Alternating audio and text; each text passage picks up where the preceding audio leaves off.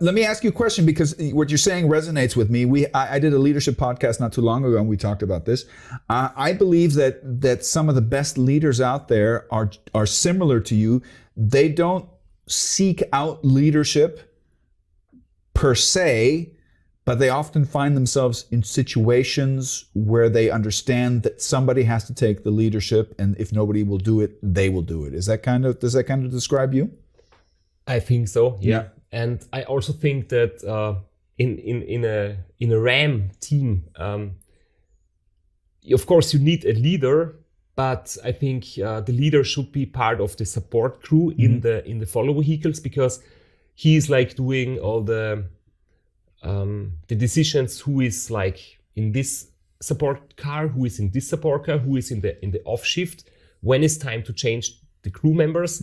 And he takes away all the information from me, so he just gives some information to me so that I can focus, because if there is a technical problem, he doesn't tell me, because I would have a problem with that. I would think about it and I would make sorrow. You would worry about it. I would worry. And so he is the leader during the race, but also he tells me from his point of view, I am the leader because I am like riding all the time, and even if I have pain and when I'm tired, I keep on riding, and this inspires the other ones to like give their best. And when I'm on the bike and I'm really having a hard time, and I see the other people in my team, and they are like riding the car and making my meal and writing down the Excel sheets and caring, so I see that they are giving their best. So it's my it's like it's a symbiotic relationship where you feed off of each other. Yeah, and I think this is also kind of leadership. Just give your best.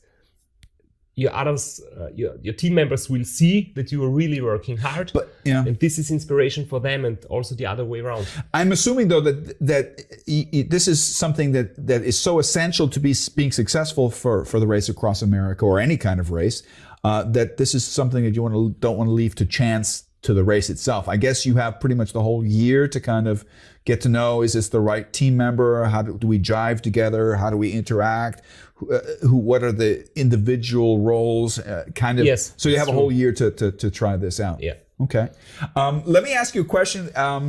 Since I'm never going to be doing the race across America, I have no problem with it, but I'm still fascinated. Maybe you change your mind after our conversation. Maybe. In my fantasy, maybe. Let me ask you a question from an experiential standpoint. I know you were completely focused on the race and you were fulfilling a huge dream of yourself. What was the race itself like? It's kind of like a question. A lot of people who get married, if you ask them how was the marriage, most people will say, I don't know, because it just kind of flashed by. Was that similar with the race? Did you have any capacity, any possibility to psychologically take it all in?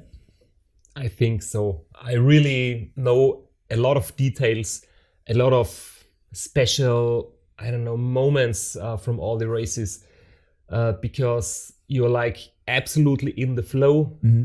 You're not thinking about, your problems at home. You're not thinking about anything else but riding the bike in that moment. So like really taking in all these emotions and views and sounds and smells and everything. So I really have a very good memory. The only problem was I did it 9 times, so some of the memories are mixing up. Overlapping, yeah. So I'm not sure, was it like 2015, was it 2014? Yeah. But when I do the Race Across America route, I can tell you on every single milestone which happened on this milestone. Do you recognize it again? Yes. I know in the Monument Valley, when the sun was rising, we have been talking about, my grandma and her funny telephone calls. So you're mic'd up. You can talk with the people in the car. Yeah, that helps a little bit when you're so you don't get one of the most important things.